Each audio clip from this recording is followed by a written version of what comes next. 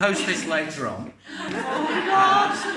So your audience participation, if anyone's not supposed to be here because of the DWP or anything, just keep it staying. So do you want to lead the song? Yes, let's do it. Yeah. Okay. So 2 squares a piece, 4 squares a slice. It's free to listen at half the price. It doesn't matter if you're a boy or a girl. The brothers of Battenberg will show you the world.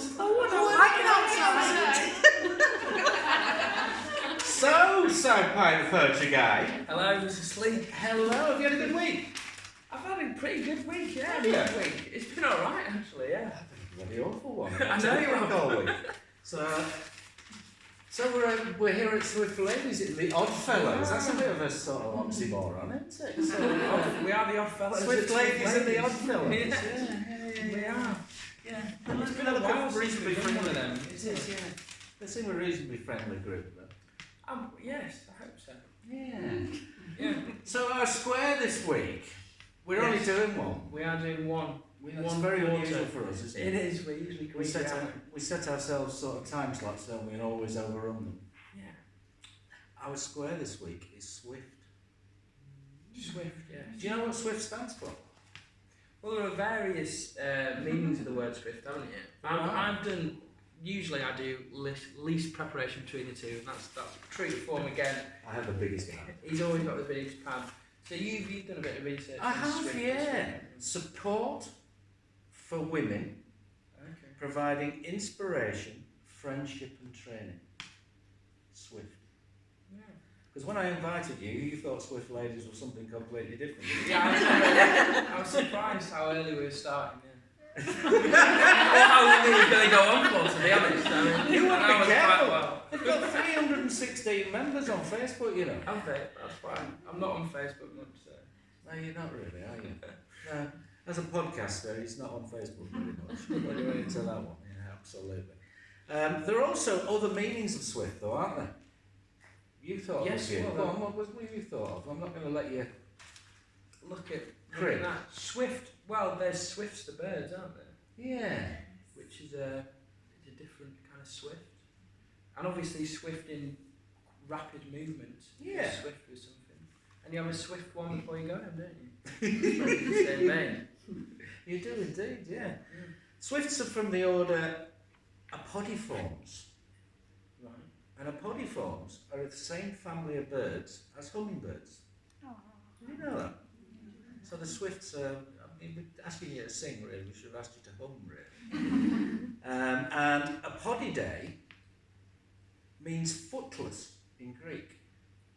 Okay. Because the birds are always airborne. So they've got very weak legs and feet. Yeah.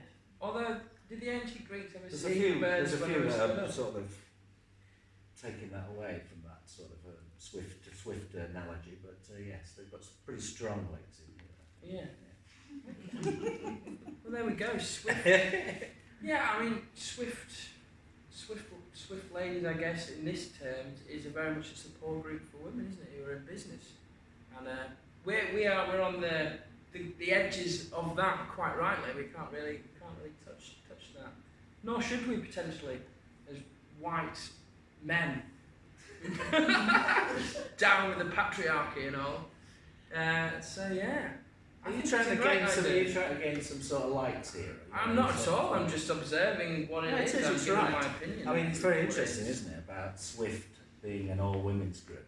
Yeah. On the grounds, there's a lot of sort of difficulties about all-men clubs, if you like.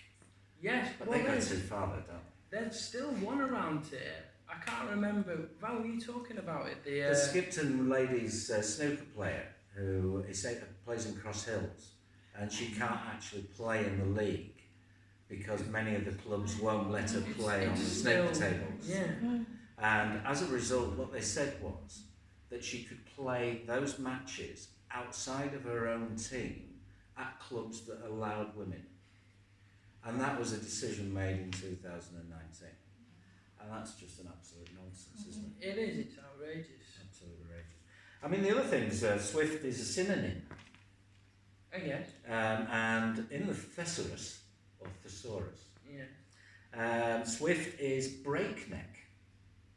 Breakneck. Is in Breakneck. breakneck speed. Breakneck speed, yeah. Yeah. Expeditious.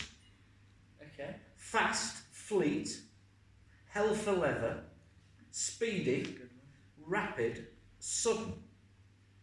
And here's another fact that Mr. Sleeve has come up with tonight. Go on. In Scrabble, Swift scores 10 points. Yeah, on its own, yeah. It's not bad, is it? It's not bad for a Like 20 on a double. Yeah. It also means moving quickly, happening straight away, acting or responding quickly. So your acronym, even though it doesn't include Skipton, which I always thought it did, is one that I think is very apposite to the actual meaning of the word Swift. So branding and so on, and the way in which you brand your organisation, I think it's a brilliant name, an absolute brilliant name. And I think going back to Swift ladies, Swift women tonight, I think it's an interesting question, which you can't answer now, about why is there a need for women-only business networking? And that question doesn't come from a place of ignorance in some way. I think I'm quite aware that we do live in a world still where men do tend to dominate conversations and won't allow women in, or won't even really acknowledge that they're there. So yeah, I think. Hello. Hi. That's all right. That's okay. More Swifties. More Swifties. I think that's what they've been, having a Swift woman. Hey! Absolutely. I mean, there are other Swifts as well. Famous Swifts. Any other famous Swifts from the audience at all you can think of? Jonathan Swift. Gulliver's Travels. Tying a man down. Again, part of your branding. The Suzuki Swift. Which isn't. It's a very slow car, which is a bit insane. Taylor Swift. Taylor Swift. I've got Taylor Swift. Yeah, she's a big Swift at the moment. She is actually the biggest selling singles artist in the world. A Swiftie. Very good. Yeah, she's done a lot, hasn't she? She has. Have you ever done anything swiftly? I'm not known for swiftness now. I can. You're more lithe and sort of move.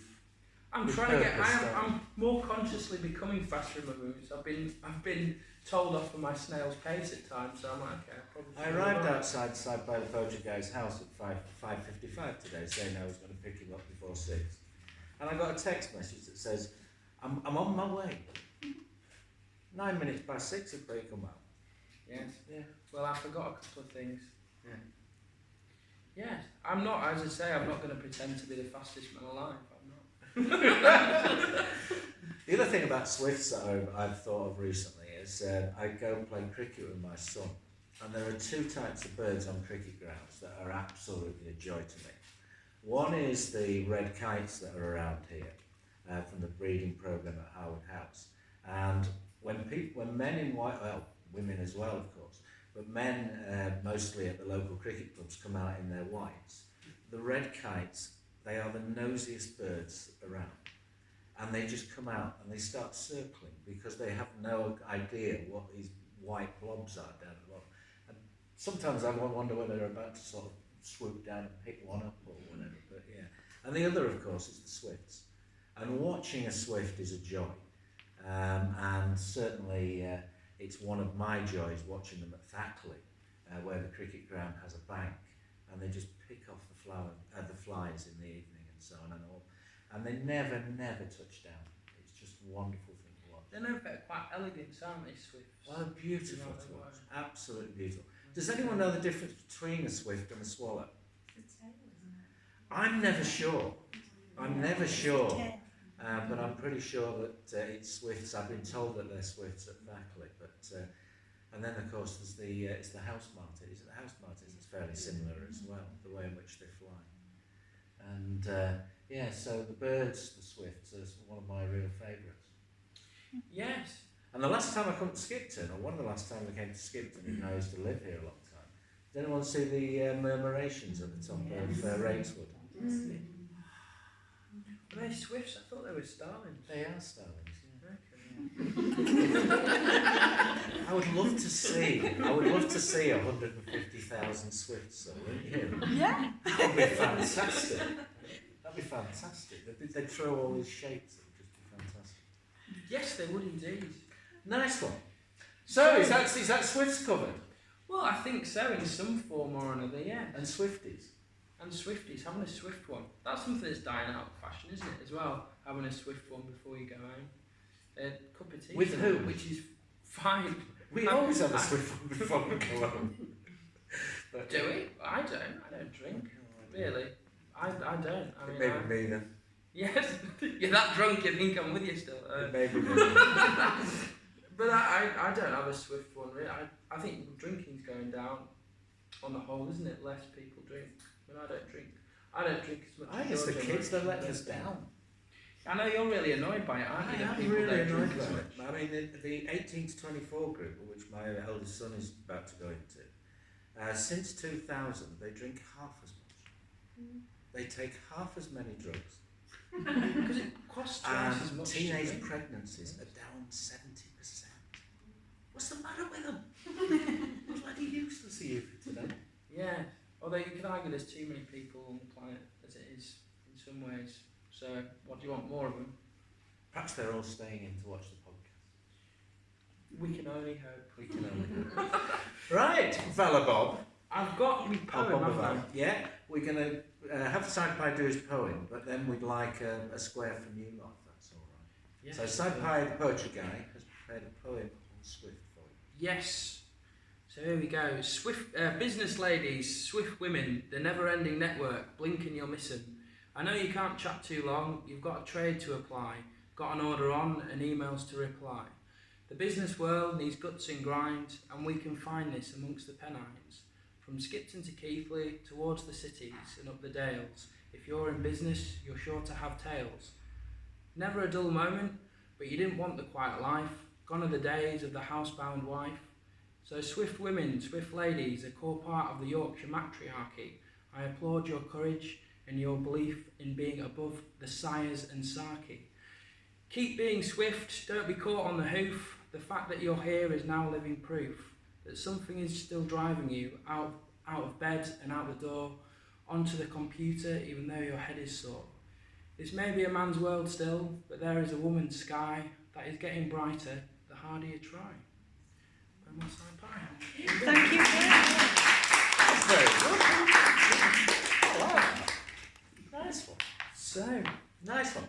So, do we have a square? Do we have a subject of any kind? I'm still on for Brexit. You're still on Brexit? Hold down, bloody hell. Any others than Brexit? No, I think they all want Brexit. You want Brexit? They all want Brexit. So how did Skipton vote for Brexit? About 98% leave. Yeah. Really? I mean, we come from I was working in the city of Bradford up till recently. And I think that the biggest single sadness I have about Brexit is this enormous division that it's created. And you could argue that those divisions were already there, but they've created an enormous division, and it's almost like open warfare now between the alt-right bastards who are the Leavers and the Remoaners who are left-wing neoliberals. And I find myself completely and utterly disenfranchised by the whole process, because my views aren't being put in there. And I was never an ardent Remainer and never an ardent Leaver. I could see what was wrong with Europe, but I could also see the benefits. And to polarise an issue on such a ridiculous way where one set of people are completely and utterly wrong and the other set of people are completely and utterly wrong has got to be the saddest thing I've seen this century. It's bonkers. And the world's going that way. The whole world's going that way, isn't it? Yeah, everyone's going into protectionist views, aren't they? It's kind of like survival mode, it seems. So all borders are becoming harder. I mean, I think it's sad. And I don't, the polarisation thing, I do get your point. But I'm not sure if we really think about it, that there are that many polarised views. Surely if we if what all of us can unite behind, and the reason for Brexit is trying to improve the living standards of the country, whether you want to leave or remain. Some people think we're going to be better off in Europe, some think we don't. But it's all about the best for the country.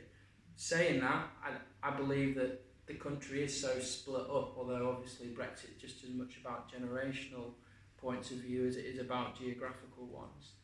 I think there is a point with Brexit where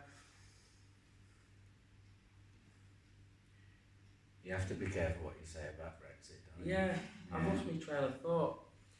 But I honestly feel that I've lost friends over Brexit.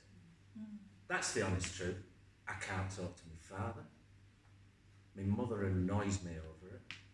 My brother and sister, neither of them will talk about it. And whole streets don't talk about it. That's the saddest thing. Because for every single person in this room, everyone has a different vision of Brexit. And then we blame democracy and parliament that we're all fighting so hard to keep. How silly is that? Because parliament is as split on every single issue as the country is, and as the Union of the United Kingdom is. And I think we have to look at ourselves as a country and say, how is the rest of the world viewing this? And they all think we're bonkers. Absolutely and utterly bonkers. From an economic perspective and also from a migrant perspective. And I think that migrant issue and the worry of being called racist and the worry of being essentially seen as being xenophobic is one that I struggle with as a conversation, and I think everybody else sees as a conversation, as difficulty in a conversation. And unless we do talk about issues like Brexit, and in an open and honest and frank way that allows others to actually bring their views into that conversation, rather than saying, well, you must be bloody wrong, or straight away coming back with another quote and another statistic. I saw someone the other day on Facebook, and there were 43 different statistics going all the way down this thread. And I thought, what on earth has that actually achieved? You've merely entrenched your own views. well, yes, it's all a lot of this is all emotional response. I mean, Brexit is an abstract thing. We talk about what Brexit is. There are an infinite amount of ways that Brexit could be, as you say. We all have a different vision, and it doesn't. I've always struggled with. We've probably talked about this on the show before. The physicality of it all. It's like we're moving out of Europe. We're getting out of Europe. You can't pick the country up and move it somewhere else. You're going to get to Canterbury or Calais, Dover, and see Calais after the 31st of October. It's still going to be 9 miles away, and they're still going to be there. You can pretend it's not there, but the geography of the world forces us, unless you want to move off this island to somewhere else in the world, to trade with Europe, in my opinion. And that is they are our neighbours, like it or lump it. Tectonic plates take a hell of a long time to move, so it's going to be a while. And that's where I've never understood it from the word off. I mean, you might be able to tell, on the whole, I've been for Remain. I don't think the question should have been asked in the first place. I think it was a daft one to ask, and it's been party political from the start, and it's continuing to be party political now. It's not really about the economics of the country, I don't think. And we'll see where it goes. I'll be in Berlin when bridging that week before. Not if you've booked with Thomas Cook, you won't. No, so we'll see what happens. But I've got a friend who works in the civil service, and he's in Germany at the moment working for them. And the amount he's seen the change in countries' perspective of us as a country in those years is pretty bad, to be honest. Our respect and stature in the world seems to be taking a massive hit because of Brexit, and that doesn't matter which side of the argument you're on. It's damaging the country's reputation as a rational and well-functioning organisation or body of people. So there we go. And then we get Bojo. I don't get it. It would seem that we're voting in, and I respect that. Well, actually, Boris was actually voted in by 114,000 people. out of an electorate of about 36 million or something like that. And in those circumstances, I don't get that veracity is now a thing of the past. Lying seems to be something de rigueur, and to deny things that are patently bleeding obvious is silly. And the standard of debate in general, not just about Brexit, but in society in general, and about people having conversations about things without flying off the handle, without needing to prove a point. Because if you do that as a person and as a society, you stop learning. You stop learning. And if you stop learning, you close your mind. And if you've closed your mind, that's it for you. That is your status quo. That is it for the rest of your days. And I never, ever, ever want to be like that. And stop compromising as well, because that's what everything is, isn't it? It's a compromise. No one's going to get the perfect idea of anything. So the less we have those conversations where we're willing to find, all right, you want to be out, you want to be out, what do you really want, or what's most important to you? That conversation doesn't seem to be happening at all. I mean, interestingly enough, again, we haven't been talked to as a population, have we, by Parliament? Nobody's come to us and said, right, we're voting on Brexit, even though nobody knew what Brexit actually meant. It's like, yes or no, in or out, thousands of bits of legislation. Well, as I say, everybody has a different view of what it is. No, well, exactly, but if you're talking about the technical, the regulations that come from the EU, there's 1,000 plus 3,000, 5,000 of them to change. That's being in or out, whether or not we agree with them. But we've never been consulted on that. No one said to us, so what kind of Brexit do you want? The conversation's never been opened up to the public. And again, that's probably, well, looks what's happening. I think the other sad thing that, to just take it on from Brexit a little bit, is the Michael Gove comment about experts. And how experts by both sides of the argument are now seen by their almost, if you don't agree with somebody, then they must be the other side. Well, I like experts. I like learning things. And somebody who's spent an enormous amount of time actually finding out about something is probably better to ask than somebody who has never done any of that. If I've got an ingrown toenail, I don't want my local plumber to have a go at it. I want somebody who's a specialist in ingrown toenails. I want an expert.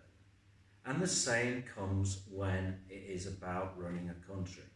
Because it's one of the most complex things you could ever do. I ended up climbing the greasy pole at one point, and I became chief officer in a local authority. And it was one of the most complex things I've ever done in my life. And to be a minister, to be a secretary of state, to be a senior politician on a day-to-day basis, I've got to say, I couldn't do it. It's an inordinately difficult thing to do, and especially if you then deny the fact that experts have a valid opinion or whatever, and purely and simply go on gut instincts. How's that to run anything? You run with consultation, you run with consensus, you run with need. You don't run with, this is what I want to do. And to bring politics down to essentially, as our media seems to have done, to two major figures in the last 2 years, which is now essentially Johnson and Trump. I don't believe them. I don't believe a word they say. And they are a symptom of this massive conflict that we have at this moment in time, because they both essentially are very clear which side they are on, if you like. And I don't believe either of them are still learning. Either of them are still listening. And that is the saddest thing about Brexit. So, do we have any thoughts from you ladies about I think it's the media's Brexit? problem. yeah, I mean, Our party would have carried on in a normal democratic way and people would have gone on with it. yeah, our 60%. Anything rather than try and get the way through and get it sorted. Mr. Murdoch, who owns somewhere in the region of 55% of our written and visual media in this country, Australian, essentially said during the Brexit campaign that he hoped we would leave. And when asked what the reason for that was, is he said, I can control the minds of a single country, but not 27. And there's no doubt that our media has an enormous amount to answer for. And it's about, what people don't forget, is what the media were far more open about in the past. Freddie Starr ate my hamster. It were about selling newspapers. It was about selling copy. And now it's about selling advertising. And the more chaos that is created, and confusion, and hatred, and strong feeling, it sells more. And I think what we have to look at in terms of Brexit also is who is benefiting. Who's benefiting? I ain't benefiting. You benefiting? Don't know. I just think we ought to look at those questions more closely. I'm not going to answer them because I don't know the answers. But I do know that whenever you have a big contentious issue like this, someone's benefiting.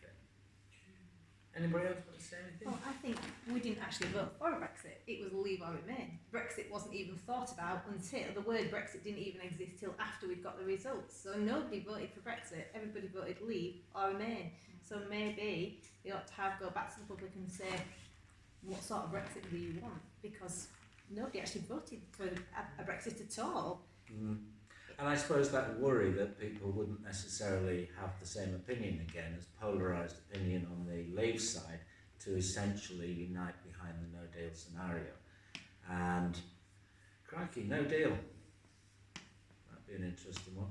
That really is off the cliff. Because even our friend, I call him on the show, the orange-headed fool from across the Atlantic, he will be our biggest trade deal post-Brexit.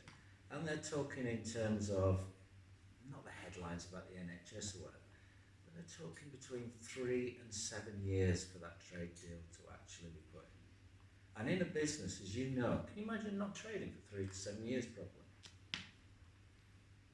We've got 17 trade deals in place at the moment. And the biggest one of those, I think, is New Zealand. And it is a major worry to me as an Englishman and as a UK citizen that we are essentially shooting ourselves in the foot over an issue that is completely divisive in our country. And I think that's why the rest of the world see us as bonkers. I think they've always seen us as eccentric, but now probably a little bit deranged. Yeah, well, we were seen as quite efficient, weren't we, at one point, with the Empire and the Workshop of the World, Industrial Revolution, but I don't, that's a bygone age. We were efficient, or did we help everyone else get efficient? We did a bit, didn't we? I think a bit of both, isn't it? We couldn't have done it if we Created the Industrial ourselves. Revolution and so on. Yeah, and what on like timetables, for example, we came up with the trains, didn't we? A very complex network of trains that had things to time, on time. So we were good.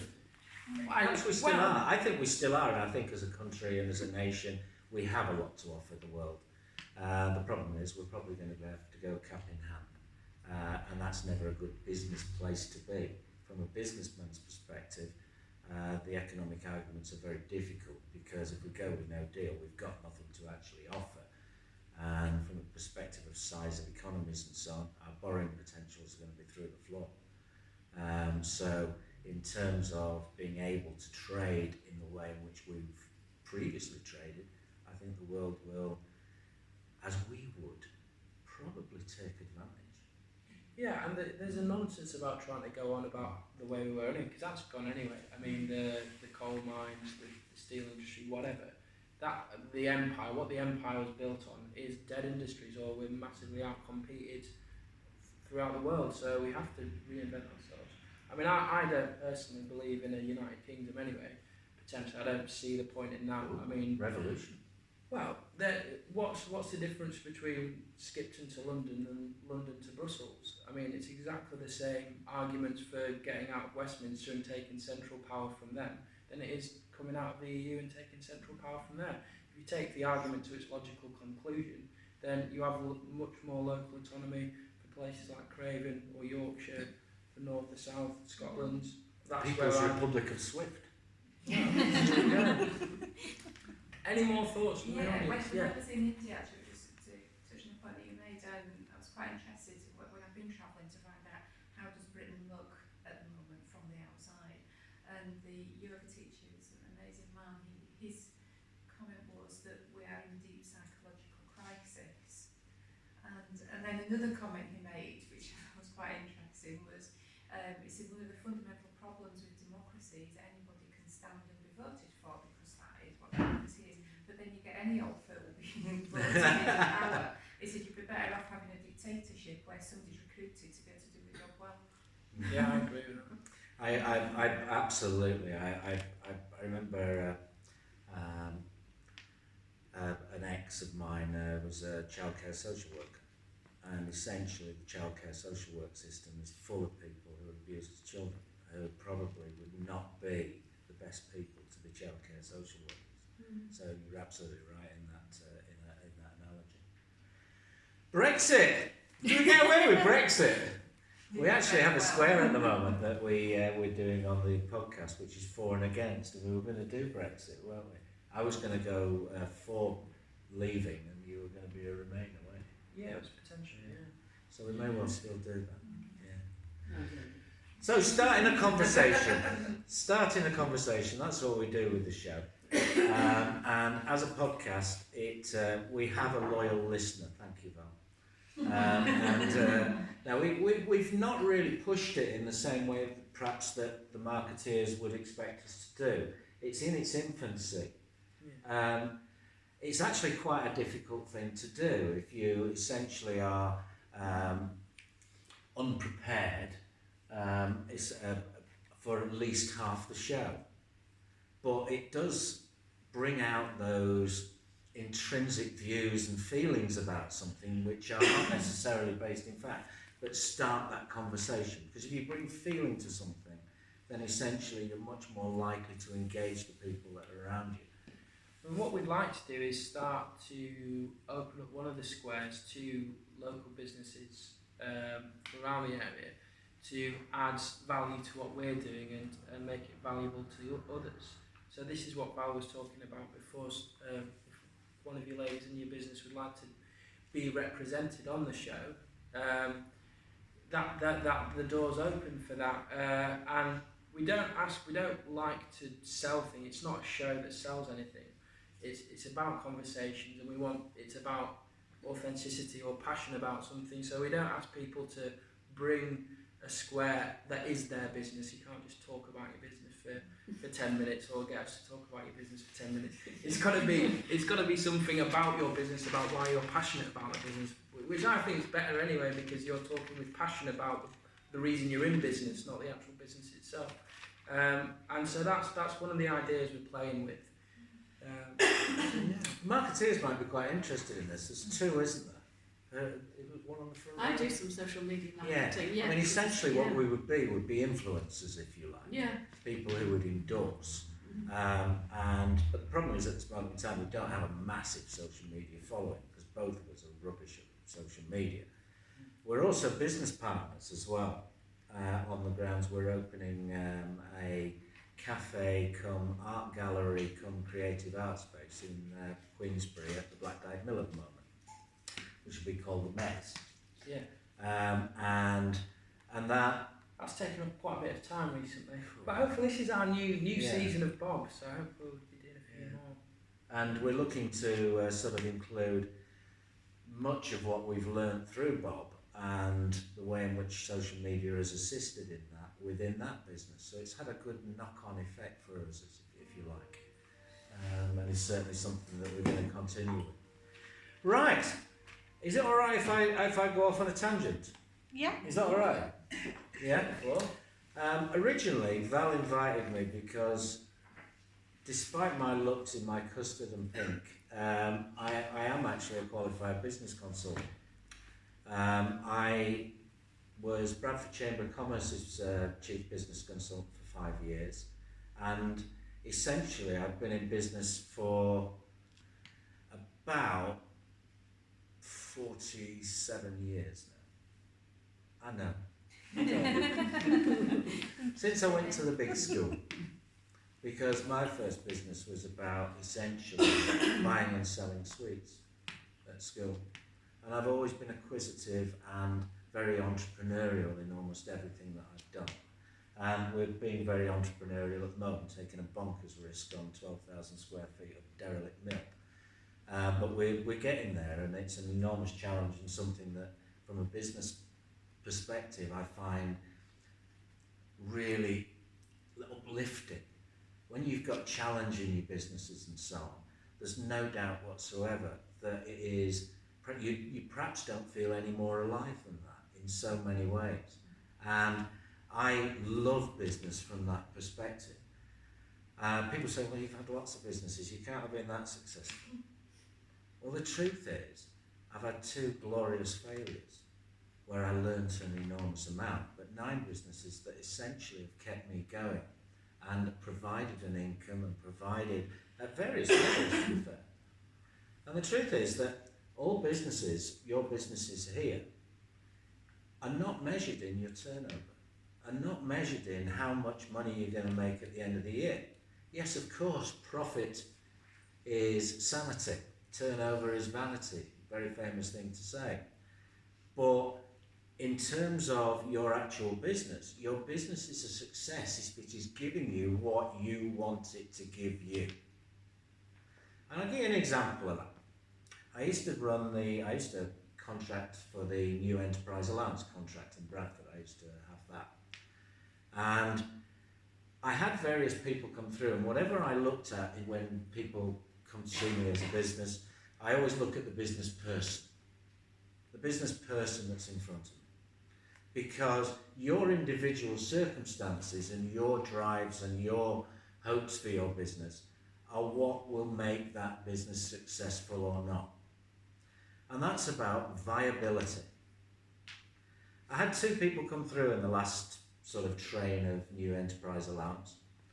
And one was an ex-telecommunications executive who was on the main board of one of our biggest telecommunications board and did sales and marketing. And she wanted to do the social media marketing and packages for other big blue chip companies. And it all sounded fantastic. And I said, well, you're going to employ people? She said, no, I'm going to do it on my own. You know, I want to take a little bit of a step out of the mainstream in terms of big business, and I want to do it on my own. I said, well, fantastic. You know, what do you need to get out of it? And she reckoned that she could actually earn from these blue chip companies by working at home and designing packages for them about £10,000 a month, which is decent for a start. It's also very decent for social media work and so on, unless you have an enormous infrastructure behind you.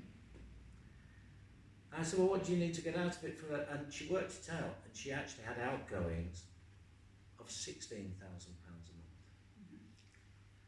Non-viable. And I had to talk to her about, you know, what lifestyle changes she might have to make in order to just break even, never mind make any money from it. And she really hadn't thought it through from that perspective. The second guy that I met was the other end of the scale, and his was a successful business. And he was a goalkeeper for Bradford Park Avenue, and he wanted to do kids' classes for goalkeepers in the summer holidays. And these summer holidays, basically, he could earn £7,500 from these courses throughout the summer holidays, also in the Easter holidays and half term and other holidays throughout the year, the school holidays. So he was only actually working on it about 10 weeks a year. I said, well, how are you going to make that pay? What else are you going to do? You're going to get a job or whatever? He says, no, that's fine. I said, why? He says, well, I am Mr. Bradford Park Avenue. I mark the pictures out. I do all the painting of the stands. I've always been a Bradford Park Avenue fan. And they let me use it free. They let me use all the bibs, all the cones and everything free and the pictures because I do the ground. I said, all right, so you've got no business costs, but £7,500. He says, yeah, I live with my mum. I said, well, even so, do you pay your mum any rent and so on? He says, yeah, £10 a week. She likes me to be there. I said, fine, brilliant. I said, what about anything else? He says, well, I don't drink, I don't smoke, and I don't have a car, and I live 100 yards from the ground. It was actually extremely profitable on very low turnover. And that's about business. And what I wanted to talk to you about a little bit about is we all have aspirations for our business. We've got big aspirations for our business at this point in time, and we've got certain things that we need to put in place. But we are limited by our ambitions and our aspirations for our business. Now, when I was at Bradford Chamber of Commerce, we used to have these men in suits who used to walk through the door, and they were from Business Link. Does anyone remember Business Link? There were bloody hundreds of them. And they used to subcontract to Bradford Chamber of Commerce, and they used to have a little table down the middle, and they didn't talk to mere plebs like the Bradford Chamber of Commerce's business consultant. They were the ones. And I didn't take a lot or learn an awful lot from them, because I always seek to learn from people, circumstances and surroundings that I'm in. But one thing I did learn was that client-focused approach, because Business Link advisors were never sent to look at the business. They were to look at you as business owners. And here's a little thing that I remember from them. They had a model called Forum 21. Now, Forum 21 split up business owners into 5 types. And lifestylers. Anyone any idea what a lifestyle business owner is? Not necessarily. It's somebody who is motivated to run their business in order to fund certain lifestyle choices that they have. So a good example of a lifestyle was my dad. My dad ran a company called Hill and Smith Holdings down in the Midlands, and they had 19 different companies within the group, including the world famous, I don't know if you remember when Murray Walker used to do the motor racing commentary, and he used to go, and he's gone off into the Armco. Well, Armco was one of my dad's companies. They made motorway barrier. And my dad was highly successful for probably 30 years, really, and grew this group of companies and so on, until he met all his aspirations. Because what he wanted was a house on top of a hill, a specific house. And he wanted on the drive, he wanted a Daimler Sovereign. And when he got the particular house, and he got the drive with the Daimler Sovereign on, all of a sudden he'd reached what he wanted to do with his business. So he was limited by what he wanted to achieve from the business. And the business, to be fair, went downhill from that point on, and ultimately he was ousted because they'd made him into a public limited company, PLC, and the city decided that the results weren't great and paid him off. But he was a lifestyle because he was limited by his lifestyle. You then got survivalists, and a lot of lifestyle companies are very successful because it depends where your aspirations are and how quickly you get to them. Survivalists, however, are quite different. And a very good example of a survivalist that I saw was another very successful business. And it was a lass who set up Thackley Driving School. And she was unusual. She had a USB. It was a woman driving instructor. But she was driven by the fact that she worked for Lucas Auto Parts. And Lucas Auto Parts were paying her, I think, I always make this bit up, but it was somewhere around this. And they were paying her £17,456 a year. And when she told her boss that she was going to set up her own business, and she'd bought a Mini Cooper and she'd sprayed it up with Thackley Driving School on it, he went, You start a business? You're a clerk in an auto parts place. So, when this lady gets to £17,456 in a year in terms of takings through Thackley Driving School, she goes like that. But it limits her. Because once she's done that, she's already shown them that she could do it. And she's limited in that. And a lot of people set up businesses to actually purely and simply replace an income that they had previously. And it limits you. In the same way that a lifestyle, once you've got all the things that you ever wanted, limits you, so does survival instincts. On the grounds you're making sure that you've got what you need, what your family needs, and so on. Low growth. Who'd want to be low growth? Well, I'll tell you what, An awful lot of companies are low growth. And the way in which the Business Linkers under Forum 21 went about it was they looked at what the motivations and what the driving factors of the owner of the company was. And in low growth companies, they are the people who do everything. They're the ones that do everything. Went to see a bathroom company in Bradford, turned over about $1.5 million, had about 20 employees. I went in to see the owner and I said, so I like your sales and marketing. Who's done your sales and marketing? He says, I have. I said, who runs your workshops then? He says, I do. I said, how many hours a week do you work? He said, about 120, but I'm looking to grow it. Not a single email, not a single telephone call could come through that company without this guy going, who was that? He had 17 to 20 employees. And they employed him to do these functions, but he wouldn't leave them alone to do what they needed to do. He didn't trust them, because he felt that without his input, this company would fall by the wayside. He didn't trust anybody or delegate or give them their due for doing those jobs. And those companies are low growth because they don't have the capacity within them to actually grow. You then got high potential.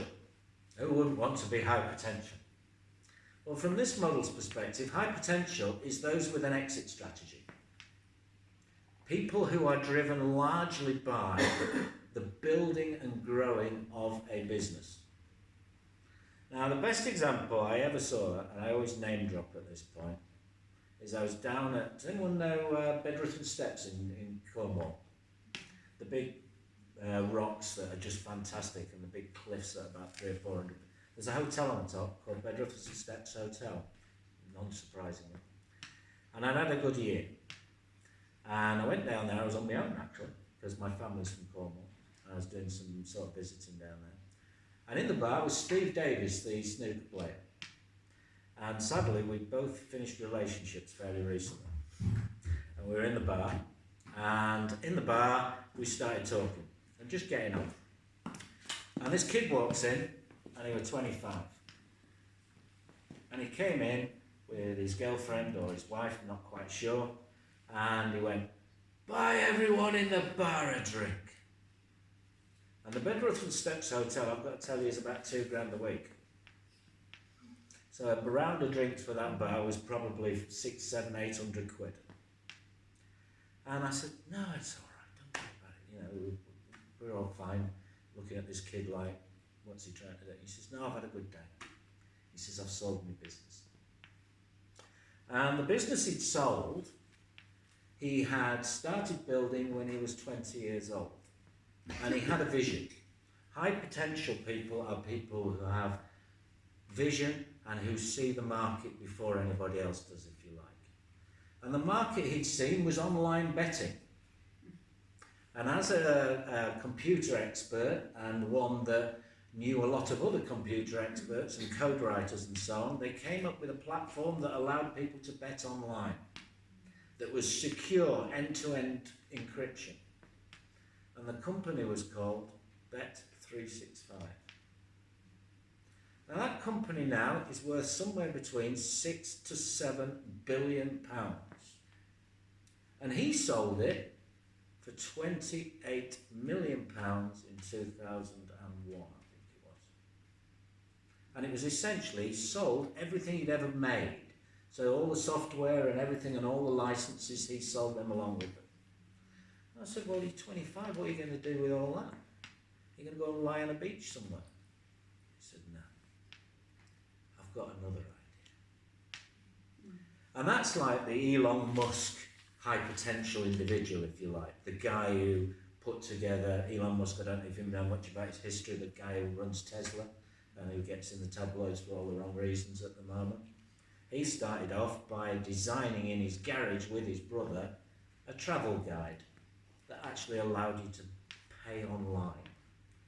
And when he struggled to get the paying online structure, he set up another company because nobody was really doing it very well. And that was called PayPal. And he sold both of those in order to move into car manufacture, in order to move into lithium battery manufacture, in order to move into space travel. High potential individuals who actually don't have a ceiling, because it's not necessarily about the money, it's about the growth, and they're constant. Once they've built it, that is the end of their interest. You've then, of course, got the social entrepreneurs, those that have a passion for something that they want to change, and they're about being not-for-profit or about making profit and ploughing that back into the subject matter or the mission that they had in the first place. So it might be somebody who's set up, I mean, Rachel's a good example of that, somebody who wants to teach people to cook with Healthy Growth Initiative, and the grounds that there are income available and grants available allows her to teach people to cook and also put money back into the hunger gap stuff in Keighley. So social entrepreneurs are essentially driven by their passions. But they're all successful business models, and I would suggest that we all fit into those. Now, me personally, what am I?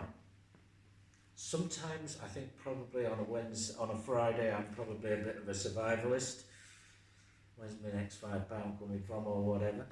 But I've also got things that I want to do and things that I want to do for my kids and so on and so forth, which made me a lifestyle. My dad, for example, when he did lose his company, he did very well out of that. And he actually went and did the Machu Picchu Inca Trail, and he went to Easter Island, and he did all the things that he wanted to, and then he was sated because he'd done his business, if you like. Whereas you see many people who go on into their 80s and 90s who can't give their businesses up because their businesses are intrinsic in there. So your growth of your business is essentially limited by who you are and what you want from it. Now, just one more thing, because I will stop after that now, I promise, and that is, the original thing I was asked to do was, I was asked to come and talk about business planning. And it was the famous saying that is, businesses don't plan to fail, they fail to plan. Now, we've been very much within the planning process with the Met, and a good business plan is one that changes at every moment and is reviewed and evaluated as to its efficacy every moment that it exists. It's not one that you write and then put in a drawer and come back to in 3 months' time. Business planning must be intrinsic. I mean, you know this. You're all business people. And if you're not planning what your next move's going to be, how you're going to improve, then you're probably going to stay still. And a static business is one that is either one heck of a struggle or one that probably is going to fail fairly shortly. And when we look at business failure rates at around 50% over a 3-year period from starting, there are reasons why people succeed. Their aspirations, their ambitions, but also how well they look to improve. And business plans, essentially, we've got one. You read it?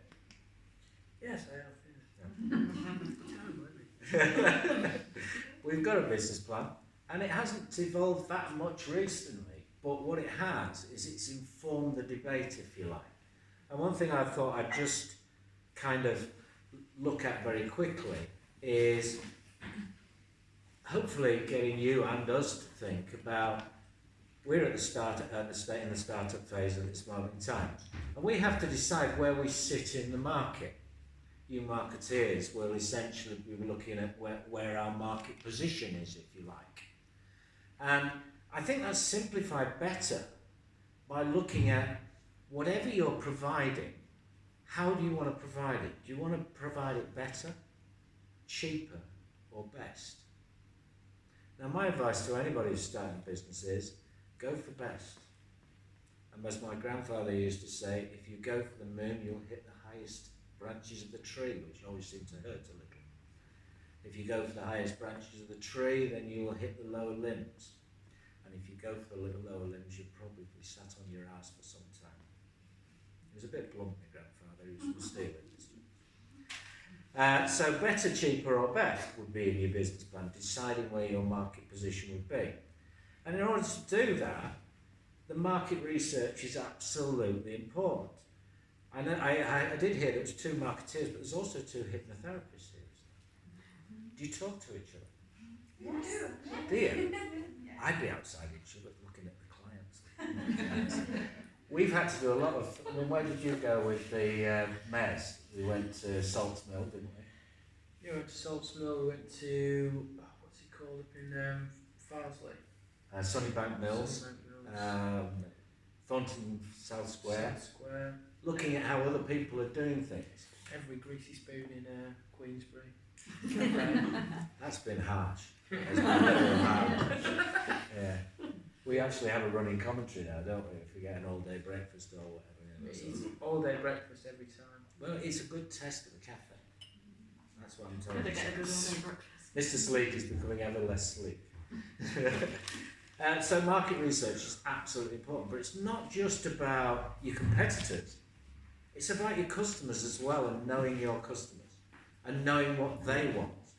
So if you know what your customers want, you can either provide them what they want, or you can take it that next step, which is what Si's going to do in the kitchen at the Met, which is essentially give them what they want, but with a new twist, and actually open horizons for them and actually gain engagement from that. For example, the all-day breakfast omelette. Yeah, the all day omelette. The all-day omelette, yeah, sorry, big pardon. The other thing as a startup you need is you need sufficient finance, or you need the sufficient resources in order to start. Often your skills and your abilities are not enough. I set up with somebody else, set up a food company at one point, and we grew like topsy. It was one of my glorious failures. It's called Eat Smart Foods. It took all the allergens out of food. All of them, all 14. Everyone loved it. Asda loved it. We'll have your children's meals, we said. We said, oh, great. And then we realised there's 694 stores. And they don't just want 5 or 6 pots of food in each store. They want a pallet of 72 pots in every store. And when you have 72 pots in every store, you also have to have 72 pots as backup in frozen storage. And you have to have another one back at base so that you can fill up as it goes through, as you sell. And we managed that. We got 4 products into Asda, 4 children's meals, frozen ready meals. And then they said, we want an adult range. And we said, wow, 13. And all of a sudden we need to borrow $1.5 million just to do the first order. And that's the point where we didn't have enough startup finance. And that was the beginning of the end. Our success was the beginning of the end. So knowing what you're going to require to grow, especially from a financial perspective, is very, very important. Now the galling part of that is, of course, that we were also going to go into Morrison's, but the venture capitalists got hold of us and they wanted 25% return on their first year investment, and their whole investment back in 4 years, and 50% of the company. Venture capitalist is not a good place to be. So, and Morrison's we went into, and guess what? Their gluten-free and healthy eating range is now called Eat Smart Foods. I ate them. So startup finance, you need that. Personal survival budget, we've already talked about. Be realistic about what you're spending as well. On the grounds, I can write my personal survival budget down and say what it's about the car and so on. There are all sorts of other things I do as well, and it soon mounts up. Be realistic about what you're spending, because if you're spending it, you've got to pay for it. And being very realistic about where you're at in that is a real clue to growth. It really is, because it will define exactly how you enter the market, how many you need to sell, and so on and so forth.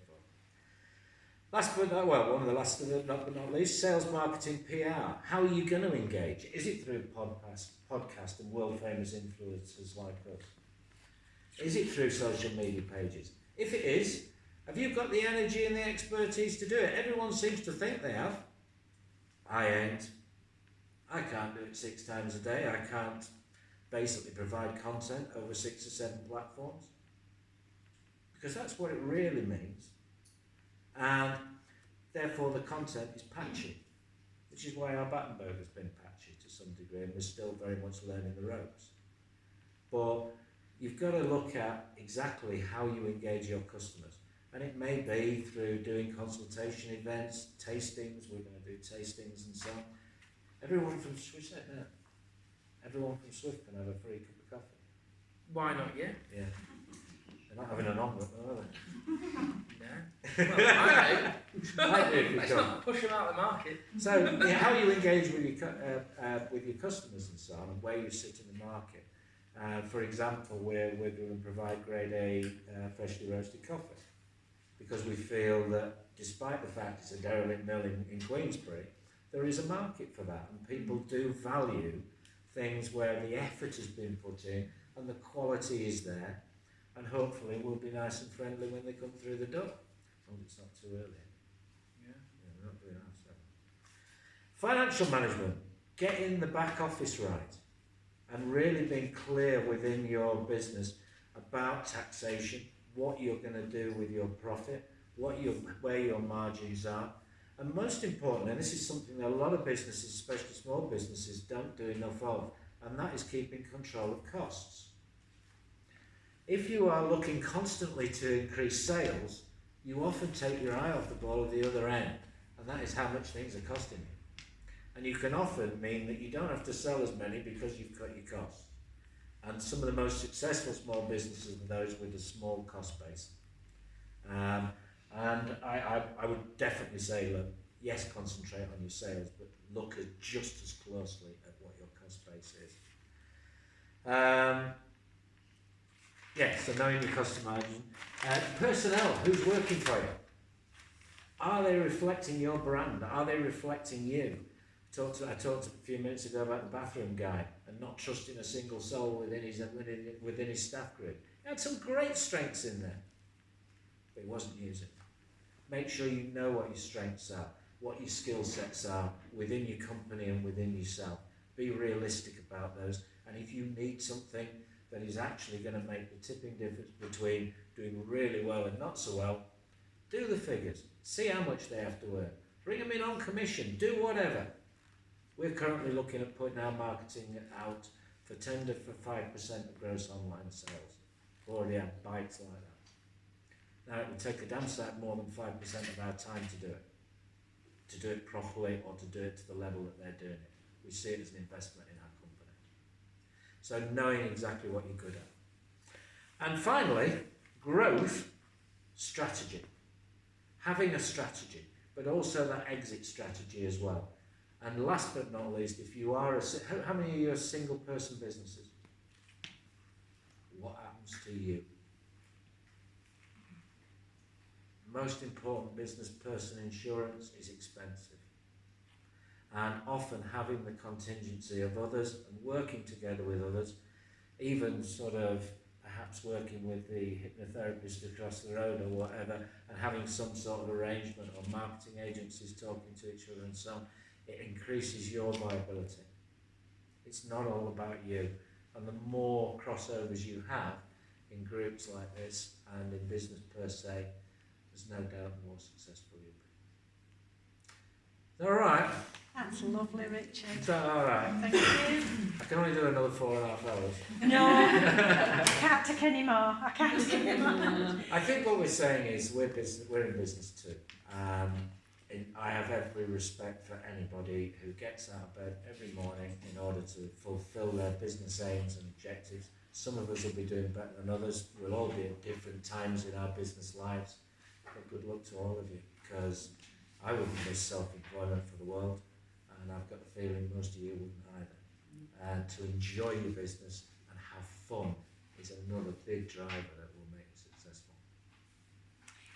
Thank you very much, Richard, and Very thank welcome. you, Simon. Thank you.